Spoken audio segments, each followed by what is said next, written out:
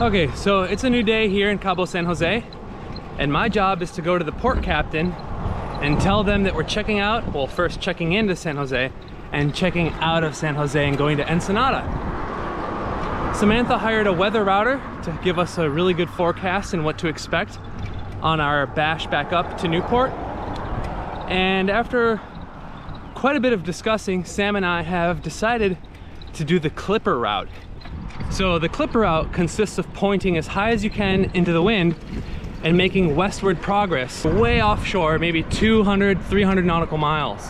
The real benefit of the clipper route is that the winds and the swell are much more uniform, and you don't have those local accelerating winds that can reach up to 30 knots around the points that you do when you're hugging the coastline. Another benefit is that you don't have to use the engine.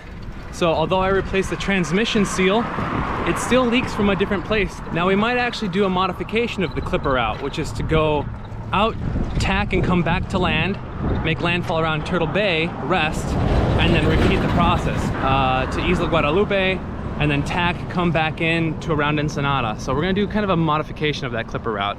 But I'm on the exit ramp to this bridge, and I wanna show you guys how cool this little stream is down here.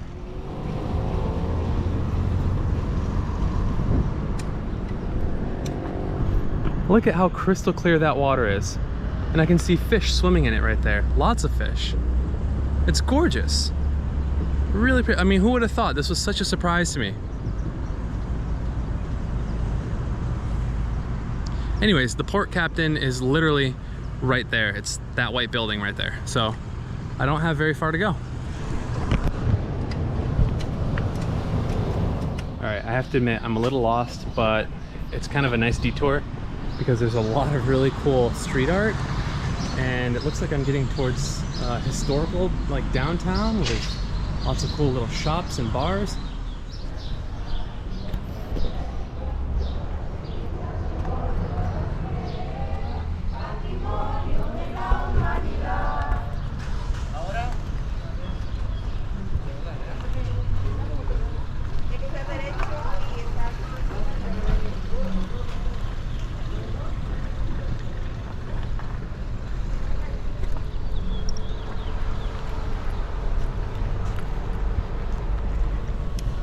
What have I found? This is pretty wild. I hope I find the port captain soon though. I don't see any indication of where it could be. All right, here it is. I went right past it. Boink. Sweet. All right, let's get some paperwork done. All right, cool. I got my Zarpy papers to Ensenada. Let's go. I'm back to Ambrosia, and Sam has been diligently at work clearing up the V-berth, making things accessible, putting our dive gear away since we're not going to need it, except for my dive gear in case I have to dive under the boat, getting our fall weather gear out, drying it. She's busy at work making sandwiches. Look at her, she's on a roll. Nice work, Sam.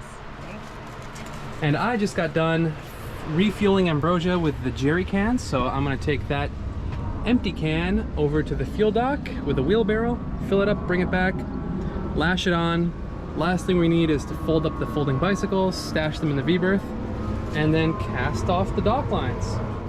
We have one more night at anchor in Cabo San Lucas, but we're not even gonna go to shore. We're just gonna be waiting for the weather window. Where did my flip-flops go? Oh. They're over there. So right now, we're gonna do one more thing that we can only do on land. Ice cream. We're gonna get some ice cream together. Yeah. All right, let's go, honey.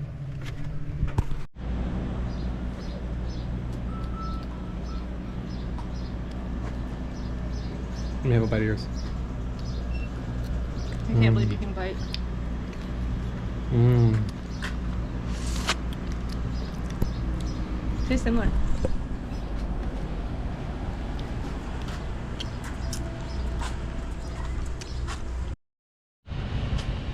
All right, we finally made it to Cabo San Lucas, and today we were about to leave to go and do the clipper route back to Newport, but we actually have to delay one day. And let me show you why. All right. That piece of nylon webbing holds the D-ring onto the jib. All three are no longer sewn. And that's gonna require taking the jib down in moderate winds. It's probably 15, gusting up in the high teens. So that's gonna be an all-day affair to get that repaired. So now we're looking at leaving tomorrow. So we're 1 day behind schedule. And you know what they say, you should never sail on a schedule. It takes all the fun out of it. And the people who say that are right.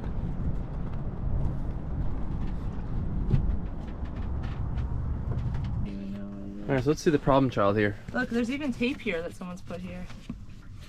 Okay, so this is the ring that holds the clue on, and this nylon strap is completely gone.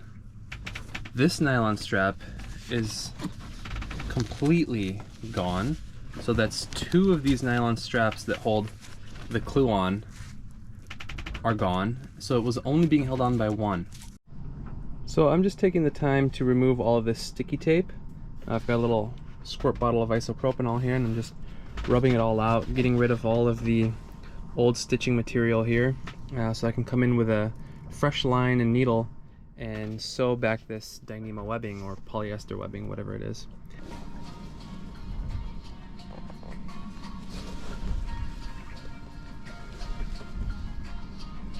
Okay, a ver, brujita, brujita.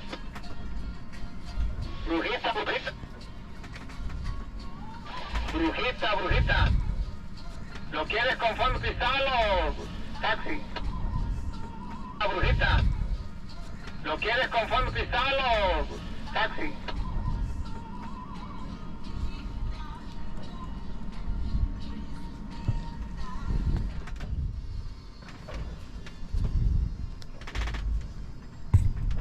Here's the final work. 3 rows of stitches, all machine stitches done by hand. This one's only got 2 because our fingers hurt. And the steel ring has some lashings with wax twine. And I think that this is an excellent last minute repair. I think this will actually last quite a while. So we can put this back on the rolling furler and sail away tomorrow. All right, so we are about to start the trip back home all the way up the coast of Baja. And the beauty about this particular return route is that there are no waypoints to hit. We are just going to leave Cabo and we're gonna go as far upwind as we can for as long as we can, and then we'll stop, see where the hell we are in the ocean, and tack. So, let me see if I can get this pen out here and get some wind. So this is what the predominant wind looks like coming out of Cabo San Lucas. Let me pause this animation. So you can see that an upwind course would be roughly parallel with the bottom of this screen. So the most we could point is roughly like this, where the pencil is. And we'll do that for as long as we can. And out here in the ocean, the wind starts to curl and change direction. And so then after a few days, we're pointing more like that. And we're just gonna keep this up until we end up somewhere, hopefully, around these rocks here. At that point, we might look and tack and go into Bahia Tortugas or Asuncion if we need fuel or water or any resupplies. And then we would repeat the process, go out and then back into Ensenada, check out of the country. Alternatively, we could just keep going out forever, end up somewhere over here, and then tack into Ensenada. So that's the game plan.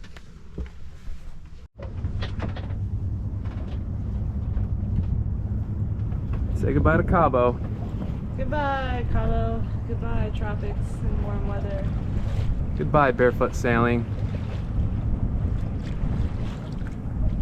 Oh, it was nice, wasn't it? Short but sweet. We will be back. Yeah. Unless this upwind passage sucks so much ass, we'll never do it again. Nah, I doubt it.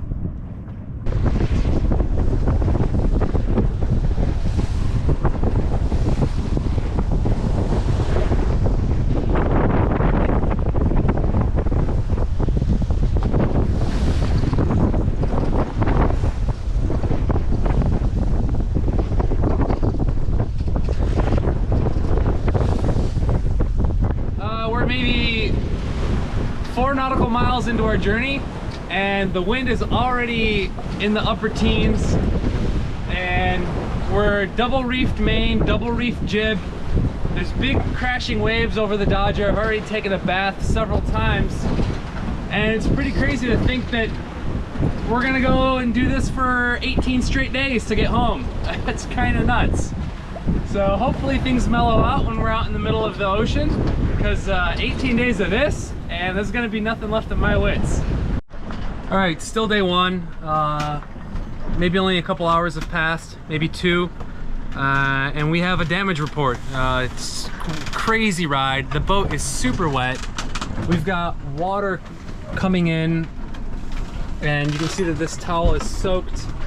There turns out to be a very silly design in the anchor locker. And we're taking on water from the anchor locker. The anchor locker has a drain, but the drain is in the very front of the anchor locker, and it's 2 tiers. So when we're heeled over like this, the seawater that comes in never finds its way to the drain. Instead, it overflows from the top shelf into the bottom of the locker where there's no drain, fills up slowly, and then starts overflowing into all of the different V-berth lockers and eventually into the bilge. We've been sailing for about almost exactly 6 hours now. We left early this morning, and it was very calm in the Cabo anchorage, as it usually is, and then you turn that corner and just wham, wind, and wham, swell, and wham, like big waves. It was definitely a lot, and you just had to keep telling yourself, like, you have to get through the first 6 miles. You have to get through the first 6 miles. Everyone says that after that, things calm down. And they were right. Things calmed down quite a bit. Like, the wind kept steady for a while, for quite a few hours, but the swell was much more manageable. Still taking water into the boat, but it's doing okay. There are a lot of leaky spots on our boat that need to be fixed eventually, probably from old hardware that's rusted and things like that. But so far so good. I've taken up Michael's watch for a little bit so he can catnap over there. So that way, during the calmest moments, I can be the one at the helm to give Michael rest if things get harder. Spoke too soon when I said things were going well. Okay, here it comes. All right.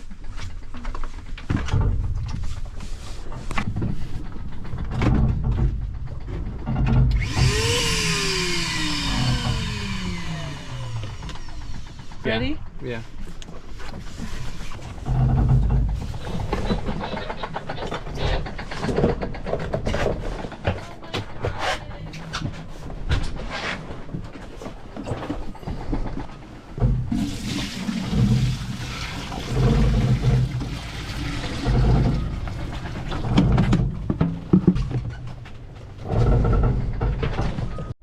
All right, Michael's about to unheave to and put us back underway. I told him I'm gonna stay up front to look at the anchor locker and see what's gonna happen. Michael claims that I have a superpower because I don't get seasick when I'm in the V-berth when everything's moving and crazy, which is weird, but you know, I'll take it. I don't get seasick at all. Ooh, we're jibing. So we're definitely healed now.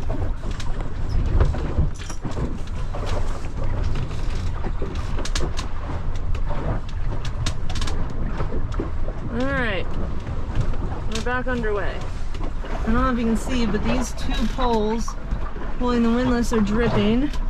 There's another hole that's dripping water. The hole that the wires come in and out of is dripping water. And the Play-Doh thing is also dripping water. So everything's just dripping. Yeah, let me see if I can get closer with this flashlight. Oh my gosh. There's hardware that's collecting water right now, and right behind it, whatever hardware is there is dripping, and then so is the anchor. Alright, it is day 2, and we've gone approximately 130 nautical miles straight offshore, and water is coming from every single orifice of the boat. Every single piece of hardware, every hatch. None of the windows, surprisingly. But now we've just got standing water inside the cabin, and I'm mopping it up. The bilge pump goes on maybe a dozen times an hour. And yeah, this is what life is like when you do the clipper route.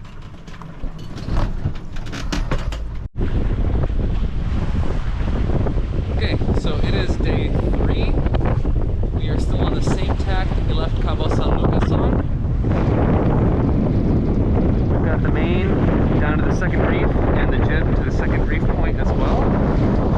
And the winds have been varied in the mid-teens to upper teens with gusts up into the 20s. And the sea state is a swell of about 6 feet with a little bit of wind chop. Everything seems to be going pretty well. You can see I'm hidden from the sun. The only thing I've got shown is my nose. Let me fix that. There we go.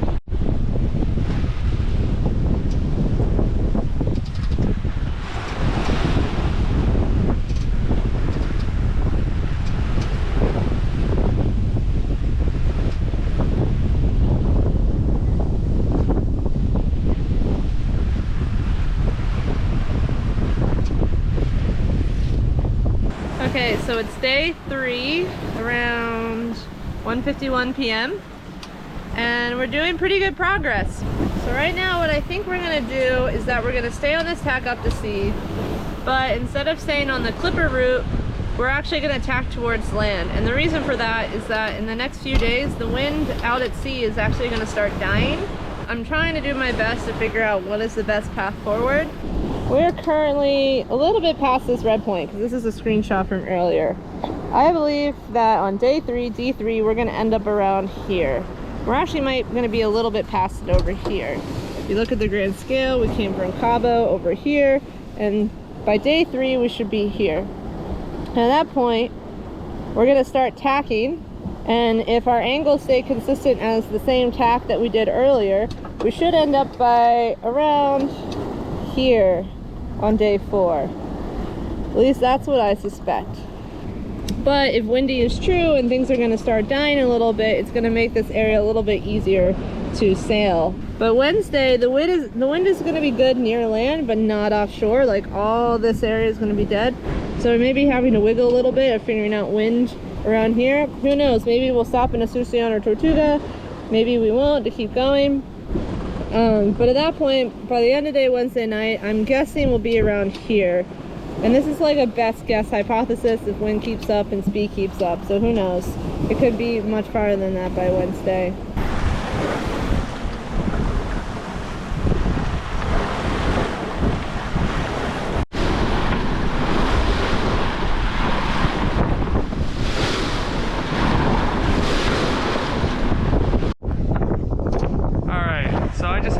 For how we can stop some of the water from getting in the boat. So to test that idea, we're gonna heave to and get some trash bags and some duct tape.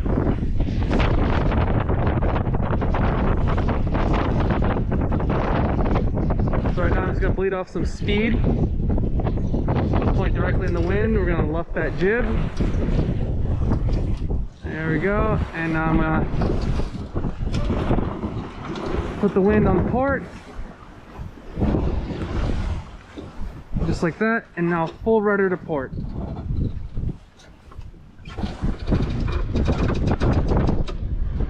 Yep, there we go.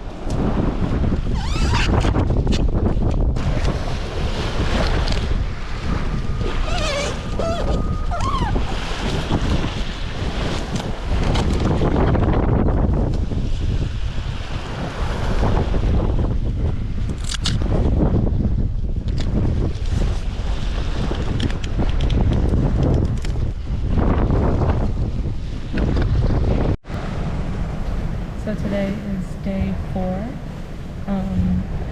We had great sailing this morning. The seas were quite calm and we were going at 6.5 knots on average, which was awesome.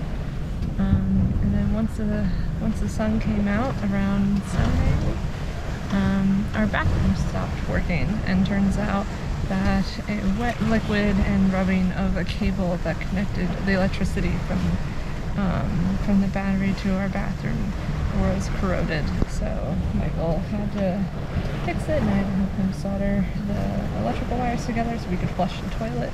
I'm really glad he was able to fix that in less than an hour when we were heaved to. So right now I'm just looking at our plans. We have tacked back towards land officially. The clipper route wasn't really as feasible going all the way out if we were just going to be becalmed for a few days, maybe even more. I think like 3 or 4 days potentially, depending on the weather pattern. So going back towards land where there's going to be more predictable wind. Alright, it is the end of day 4. The wind has been pretty consistent. We have the same sail plan out, double reef jib, double reef main, but now we're on a port tack and we're pointed to Abreojos or San Ignacio on the Baja Peninsula. And we're gonna keep this tack for probably another 24 hours. And then we're gonna zigzag and anchor in Bahia Asuncion. We're just gonna take a little break. We've had several things break on the boat. Some things need to be addressed. It's slowly adding up, all of these small little tolls. We've had chemical containers, gel coat got punctured and was leaking all over. Our induction stovetop went flying through the cabin and broke. We have some leaks that we need to take care of with sealant on the mast, and the electrical system for the bathroom got short-circuited and that had to get replaced, and there's just a lot of little things that I think it would be nice to stop and anchor out for a day or so. So I think despite all the things that have happened, and despite the weather getting colder and the nights getting wetter, we're still in high spirits, but we could use a break. So I think we're gonna listen to our bodies, and we're gonna stop in Asuncion and visit our good friend Lady. Earlier in the day, Samantha had pointed out to me how this is the purest form of sailing, and that's because we're not using the autopilot and we're not using the diesel engine, and so it's just nothing but sailboat noises. And we've probably sailed maybe 400 or 500 miles now without using the autopilot once, and it's simply by balancing the boat. We get the rudder right in the middle, use the rudder lock, and then the main points us upwind, and the jib bears us away, and the balance between those two sails keeps us pointing as high up as we possibly can. So as the main points us up into the wind, the jib will start to luff first, and then we lose power, and then we start to bear away from the wind, and then the jib gets powered up again, and then we start sailing back up into the wind.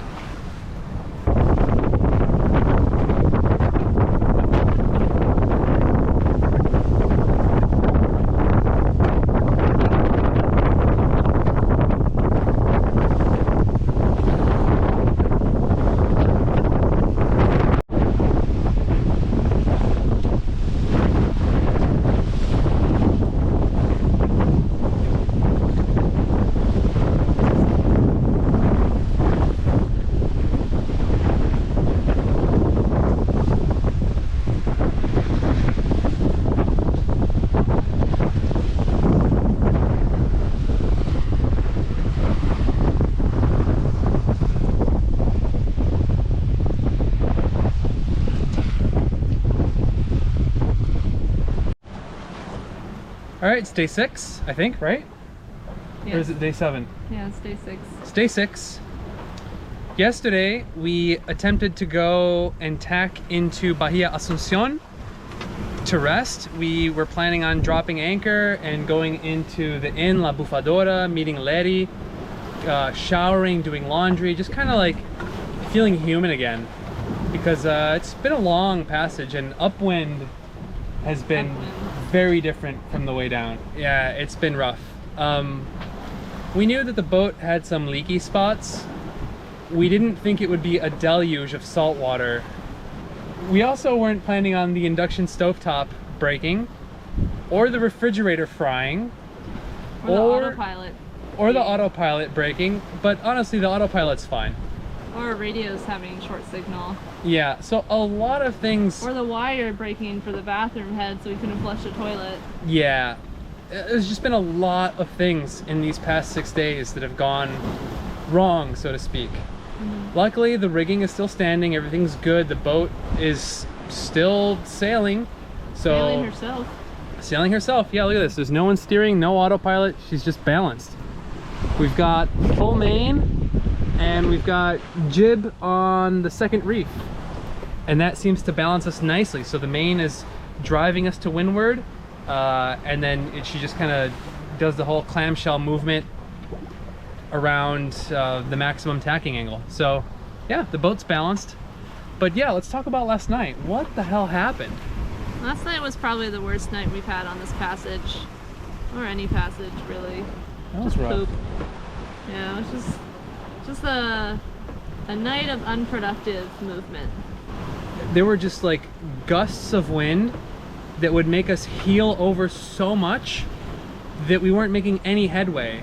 Yeah, we were trying to go to Asuncion. Like, we had a straight line, Yep. one last tack straight to Asuncion. And the boat would not balance. You would point the boat to windward, and it would start going fast, and it would, you know, carve in. You'd start to heel, just like you normally do going to windward. But then when you would leave the helm and lock the rudder, the boat, with every single swell, would start to slowly dip away and bear off of the wind, and then we'd be beam onto the wind. Just completely unproductive. We had 20 knots on the nose, plus, you know, 6 of boat speed. That's 26 knots. It wasn't comfortable. Yeah, and it was supposed to be potentially up to high, like low 20s all the way, 24 hours nonstop. Technically 2 nights of it, because we would get in at night in Asuncion. So we figured, you know, as much as we really, really want to stop and have been planning for 2 days and playing our taxi to Asuncion, it's better just to stay out at sea, stay far away from land where that wind was picking up and building. Yeah, so after that night of very unproductive tacking and the boat bearing away to have the wind on the beam, so that opened up our tack angle a lot. And we're tired, we barely got any sleep, so by the time you notice what's happening, you've wasted 1 or 2 hours going in the complete wrong direction, and then you tack. We wasted a whole night. Yeah, the whole night was just super unproductive, and we didn't get any sleep. We were grumpy. It was rough. This was the start of bad tack, bad tack. Like, compare this tacking angle to this tacking angle. Like, it was a massive change. I think you can actually measure it And too. everything that's on the screen took about 12 hours to accomplish. Yeah, so that was we like went nowhere. a 246 degree heading. And that was a 270. Yeah, so 30. 268. Yeah. Yeah, huge difference. And here we are. The autopilot saying we have a heading of 293, which is excellent.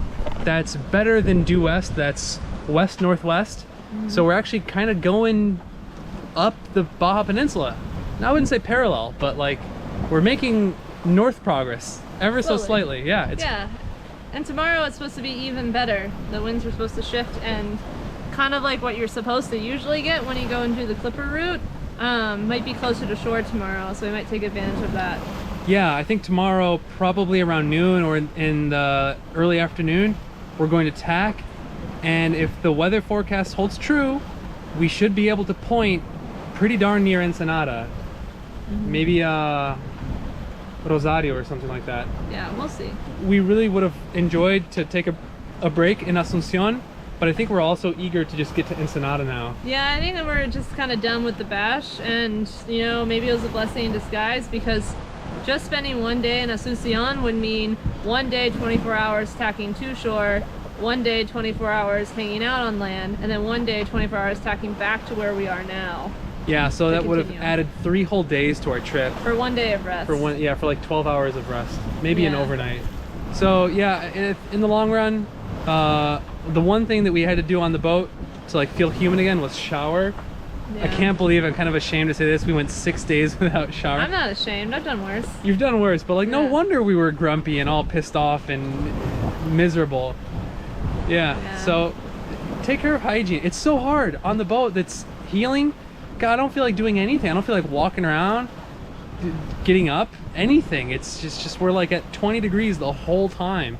So yeah, bathing was difficult, but we did it and it was worth it. We're clean, we're happy. Yeah. Watch Mrs. Maisel. Yeah. We broke the induction stovetop, so I had to make quesadillas with a heat gun. And it worked. It was good. Well, we have to eat all the cheese because our fridge is broken, so we have a giant bag of cheese that needs to be eaten. God, so many things broke. Like, I don't even want to think about the cost of sailing back home. Not to mention all the repairs, the bulkhead that we pulled out. Fuck. Yeah. I mean, they're good to know. I would rather catch them when we're back home where we can get supplies and have time to repair readily versus when we're cruising again. Yeah, but absolutely. It definitely is just like, fuck, man. Sorry, you don't have to add that. No, we'll put seagulls over it. Yeah. Yeah, it's disheartening. Yeah, it's disheartening. It just kind of dampens your spirits when things are constantly breaking on the boat. Like, things you would never imagine to break are breaking. Yeah. And like I said, it's nothing structural with the boat, nothing that jeopardizes our safety. Well, maybe the bulkhead. No. With the chain plate. Nah, that bulkhead is solid. I mean, right. Just look at all the other people that delaminate bulkheads, like shatter bulkheads in half, and they still sail. That's true. So, and that's not even our case. The tabbing we pulled the bulkhead out from the tabbing. The wood is still structural. It's not going anywhere. It can't move forward or backward. It can't even move up or down. It just makes a terrible noise. Creaking noise, yeah. Wood on wood. And what's even worse is that the noise actually went away, but now that's mostly because it's soaking wet, because it's dripping, because our hardware is dripping. Which might bring other problems. So it's just, yeah, disheartening, all these things. But, I mean, we're trying to keep in good spirits here. I think it helped reprioritize what we need when we're back in Newport, of like what's an actual priority for the boat. And now we know it's getting the boat dry on the inside. And didn't Uma take off every single fastener through their deck and resealed it? I wouldn't be surprised. And we've talked about doing that slowly, but I think now it's going to be a not so slowly. I mean, just do it every day. Do 1 or 2 fasteners, and over the course of a month or 2. That's true. But the entire rail, the entire tow rail. Screw tow rails. Yeah. Honestly, they don't belong on boats. I like tow rails. No. What do you use them for? They're just 50-year-old tow rails that haven't been probably resealed in a very long time. Oh God, no, yeah.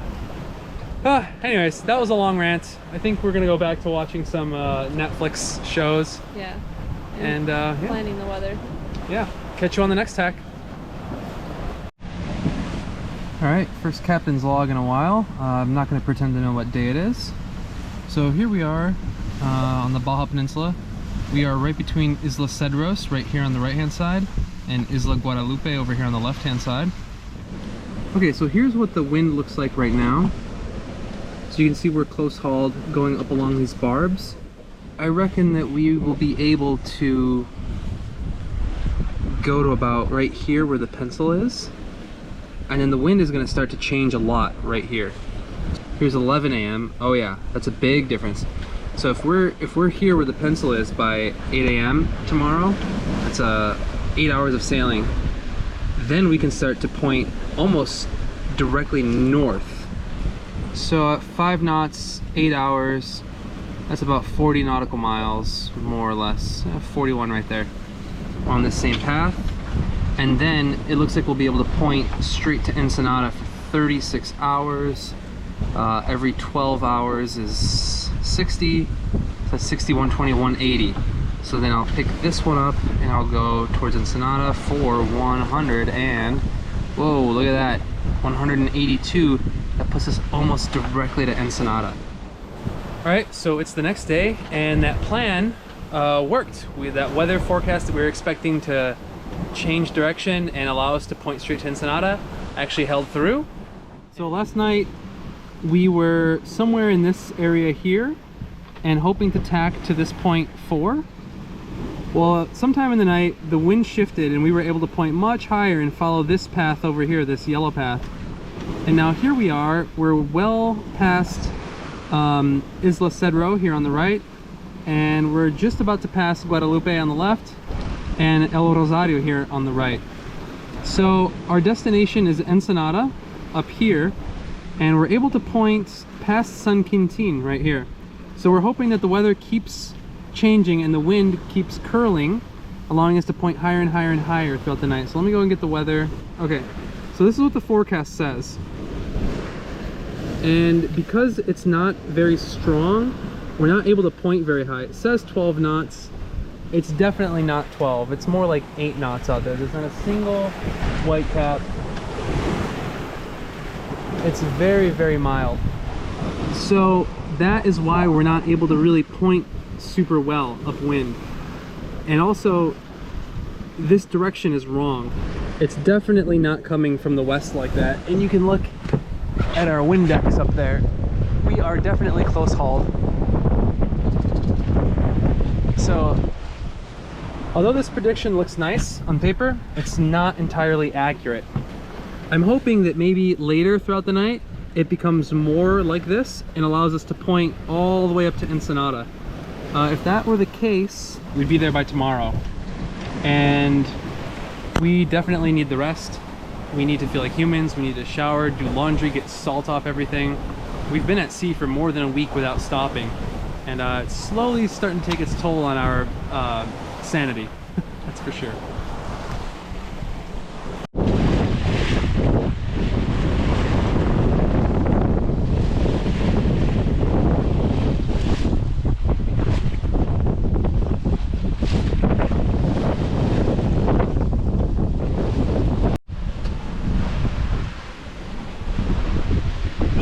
It's the first time seeing land in a long time. Right over there. We're just south of Ensenada by about 100 nautical miles. And it's sunrise. I believe today's Sunday. That would mean we've been at sea for 9 days. It's a beautiful morning. So, Well, we've been becalmed. It's shower time, and there is a whale just off of our port side.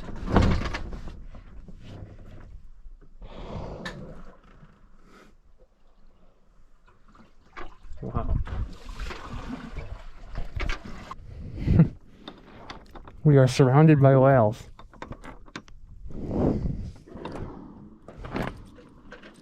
Wow.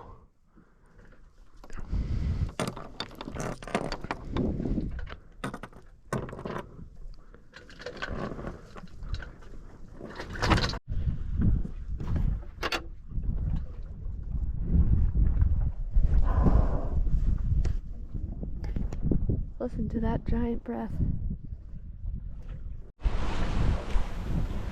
We are maybe 80 nautical miles from Ensenada.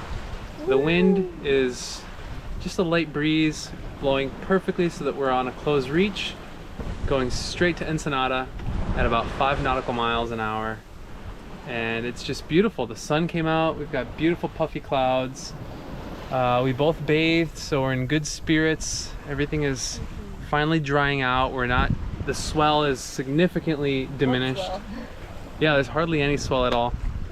The boat is drying out. Yeah, it feels good. It's a good ending to a kind of a grueling passage. But yeah, we've made it. I think we're stronger for it now. And knock on wood, we're almost there. Yeah, knock on wood, right? Yeah. I think we're gonna spend some time in Ensenada, get some street tacos, because so far of all the places we've seen in Mexico, Ensenada has the cheapest tacos. So we're gonna go and enjoy some of that. Probably go to Husong's Cantina and just relax. We deserve it. It's been more than 10 days at sea, and it will be a total of maybe 15, maybe 18 by the time we're done and back in Newport. So long trip, long way back, and a lot colder. It's very cold the further north you go. The water is freezing here. It really makes me miss the barefoot sailing in La Paz. Man, I can't believe that after all these days, we're finally approaching Ensenada. Let me show you on the map. There we go. That's the entrance to All Saints Bay. Here's our current trajectory. Just gonna make sure that we miss those rocks right there. And we're about an hour and a half away from docking the boat at Baja Naval. No, not. What? We're 3 to 4 hours away. All right, we're 4 hours away.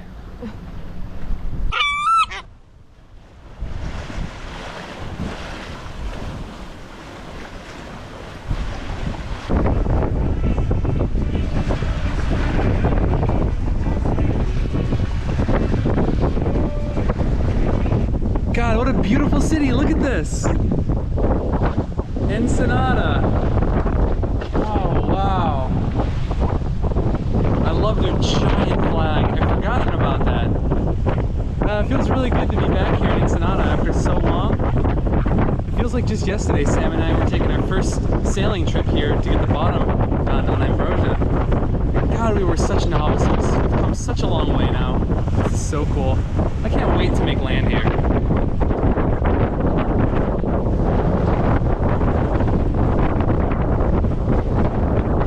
I'm starting to get so excited I can't even put the emotions into words. I'm just looking at how green this mountain is over here, and it looks like Hawaii. It's so pretty. I'm thinking about all the fish taco places we're gonna go to, firm land, washing all our clothes. This is amazing. It's so cool to come into this port because we know this port. We've been here before. Oh, I can't wait. We're gonna spend 3 days here just resting. I can't believe it's been almost 12 days since we've touched land. Sam, is that how long it's been? 11 days. 11 days? Yeah, I lost track already. Oh, this is so cool. I can't believe it.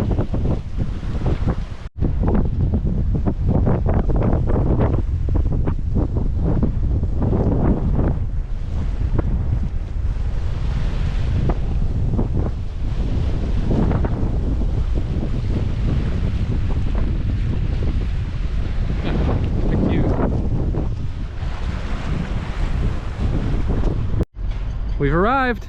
We did it, Sam. High five, girl. All right, this is our slip for the next couple days.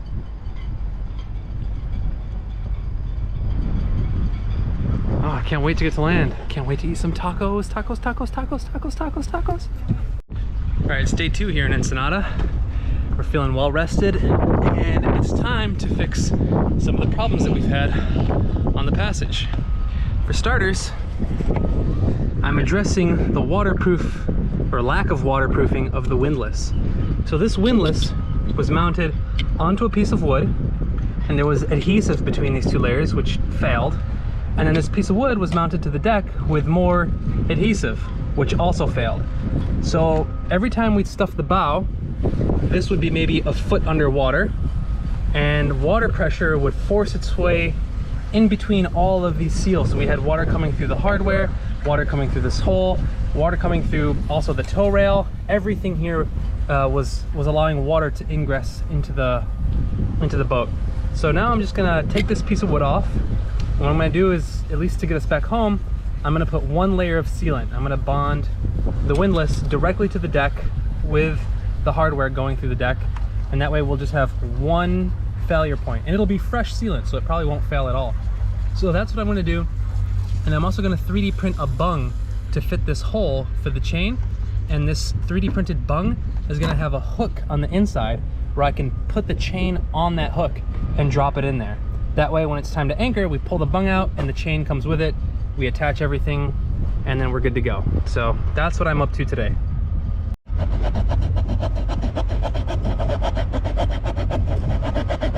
All right, so here's how I'm doing this. I'm taking a much larger drill bit, drilling out the top, but not the bottom. So it's kind of like a cup, you know, bigger hole at the top, smaller hole at the bottom. Then I come in with one of these picks and I pick out all of the rotten balsa, like this. You can kind of see it right there. So now there's a ring underneath the top hole where all the balsa is picked out. Then I'm going to fill that whole thing with thickened epoxy, put a piece of tape on the bottom hole to hold it in, fill it all with thickened epoxy. I'm going to do that for all of these old hardware holes that just had silicone in them. Actually, I'm gonna do that for every single hole here, including this big one here. I'm gonna pick out all this balsa as well from the big hole for the anchor chain, and then fill that in with the thickened epoxy as well. Okay, so here are all those holes from the inside. I've put duct tape over them, and you can see a bright aura around each hole where I've carved out the deck core. All of that is gonna get filled with thickened epoxy from the top side. All right, so I've gone ahead and patched all those holes with thickened epoxy. And here's how that turned out. And you can see here, the core material has been replaced with thickened epoxy in the big anchor chain hole. And now all that is left to do is to drill out the holes that I need. So I need this hole, that hole to mount the windlass. I need that for the power cables. And I just need to clean this up and be able to make sure that I can seal this when we're underway.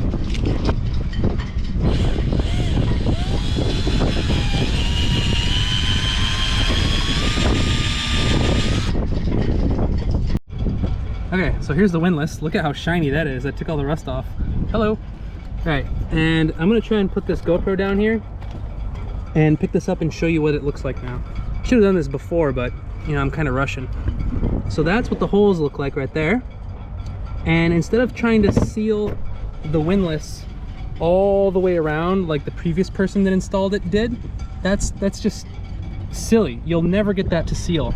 This is a curved deck, it's a flat windlass, it's not gonna work. Instead, I'm gonna seal each one of the holes where the hardware goes through the deck, as it should be, as every other piece of hardware is sealed on this boat.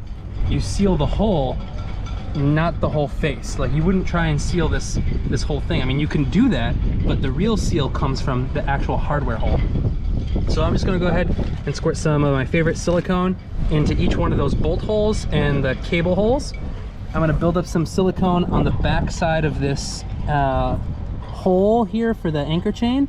From underneath, I'm gonna just kind of put it everywhere around this steel ring, underneath this steel ring. And then I'm gonna 3D print an ovular, kind of oval shaped bung that's tapered. And I'm gonna put silicone on that bung so I can just shove it in there when we're underway. So yeah, I'm gonna go ahead and squirt silicone in all those holes and call this a job well done. All right, it's day 3 here in Ensenada, and a lot of the work has already been done. The windlass is installed again, looking good. But now I have to deal with this issue. So this is the baby stay, and when we were going upwind, the mast flexes a lot left and right, and it was putting a torsion force on this baby stay, and it ripped all of the cable out right here at the base. You can see it's all just sheared. So I'm gonna take this baby stay apart. I'm going to ascend partially up the mast. I got my climbing gear on, my double Prussics, and I'm gonna remove that and go to the hardware store to see if I can put some kind of a replacement into effect. So I don't think I want to replace it with cable. I'm gonna replace it with line. I've got some pretty darn strong line, and this isn't a major structural component of the boat, so I can probably get away with something like 3,000 pound line or something like that. So, all right. Okay, because I'm not going to fully ascend the mast, I'm going to go up the topping lift line, because that comes out about halfway up the mast and just above where the baby stay attaches. So I'm gonna set up my Prussics on this and get going.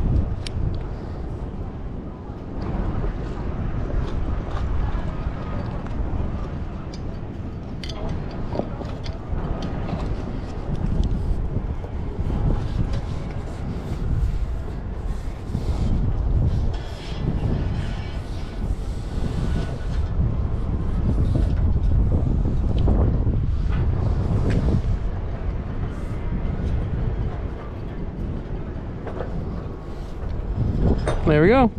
Okay.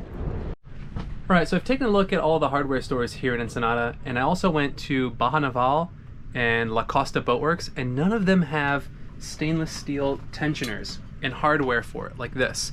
So in order for me to replace the baby stay, I'm gonna have to get creative because they don't have what I need here. So I am going to use rope. Yep, I'm gonna use what I use for the sheets and halyards on my boat. I think this is 3/8 thick. The working load, well actually the maximum tensile strength of this type of line is around 3,500 pounds, which I think is sufficient for the baby stay. The baby stay had like 6mm stainless, and if you look that up, I think the working load for that is like 1,200 pounds. So again, the baby stay is not a critical piece of rigging, but I would like to have it functional because it does help with going upwind. There's a lot of force on the mast when we're going upwind.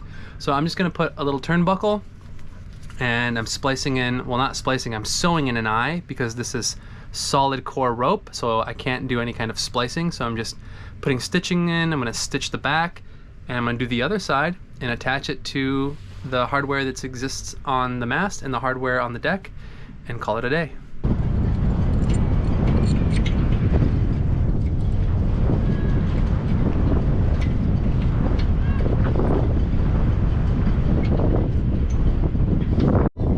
All right, Sam, so I'm gonna pull tension on this, and then you're gonna come in and sew it, the eyelet, and then once that's done, I'll come back in and sew in the multiple stitches.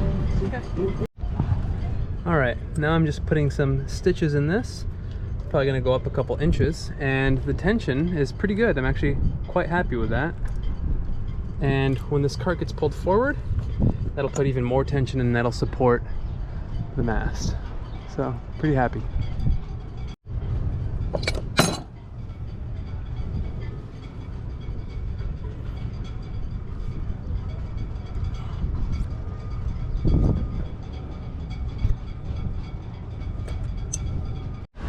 All right, we have left Ensenada with as many repairs as we possibly could have accomplished, and we're just tacking to get out of the Bay of All Saints, just like last time. Only this time, we're doing things a little differently. We're not doing big wide tacks.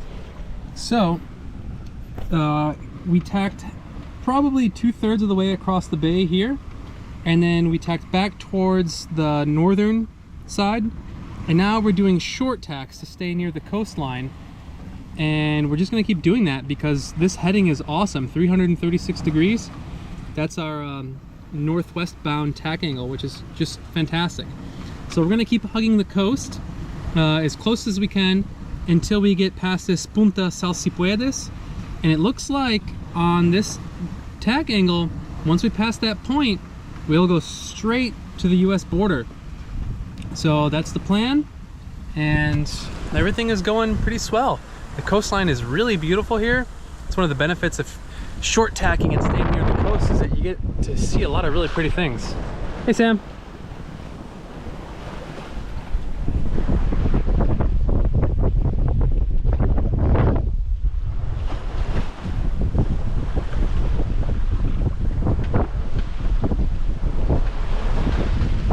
Let's go check out how that baby stay turned out.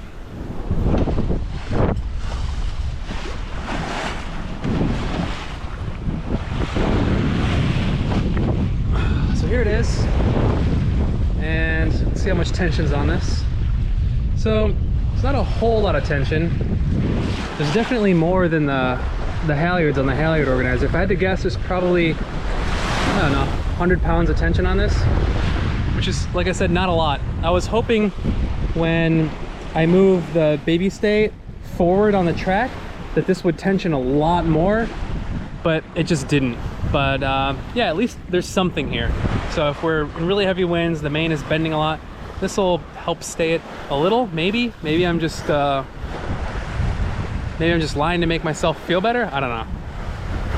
But yeah, really nice day. There's a couple other sailboats out here with us, and looks like smooth sailing all the way back to Newport. So we've just been tacking up the Mexican coastline. Let me show you on the map. here we go. All the way out of Ensenada, just staying nice and close to the coast, rounding all of the points. And now we're about to put in a couple of big tacks to make our way up past Tijuana and the Mexican border. These are the Coronado Islands right here, just south of the US border. And you can see them on the horizon, way out there. Yeah, they're just right over there.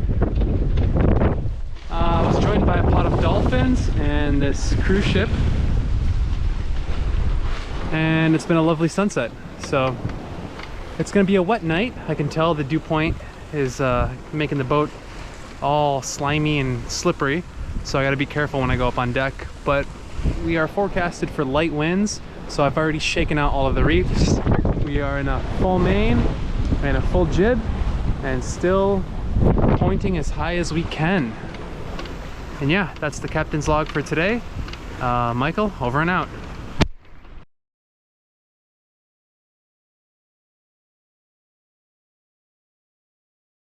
All right, this is the final stretch. Last night, we had to use the motor for about 10 to 12 hours to cross the US-Mexican border.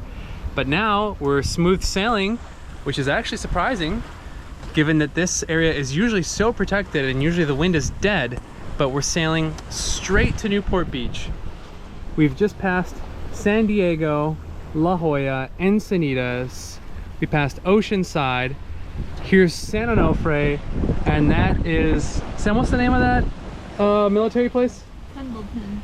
Camp Pendleton is right there. And then once we pass Pendleton, we'll be coming up on Dana Point, and then home stretch, Newport Beach, Newport Harbor. It's been one hell of a voyage, and we are definitely looking forward to calling Newport Beach home.